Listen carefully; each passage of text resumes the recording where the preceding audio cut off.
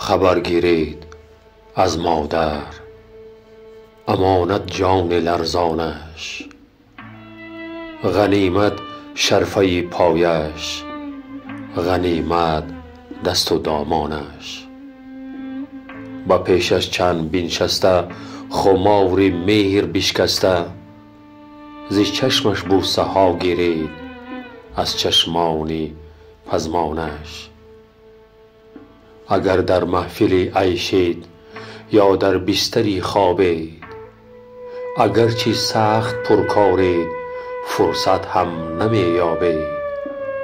نگاهی او به در باشد، دو گوشی او به دروازه، همین حالا به دیداری عزیز خویش بشتابید.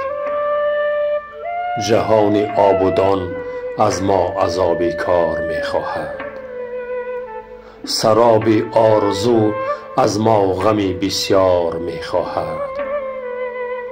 همایون مهر مادر جان نه این می خواهد و نه آن، ز فرزندی تنک مهرش فقط دیدار می خواهد.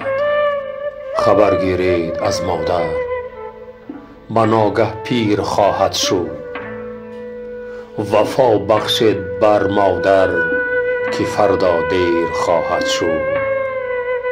طلسم غفلت ما را نه اول هست نه آخر، همه از سرنوشت و وقت دامنگیر خواهد شد.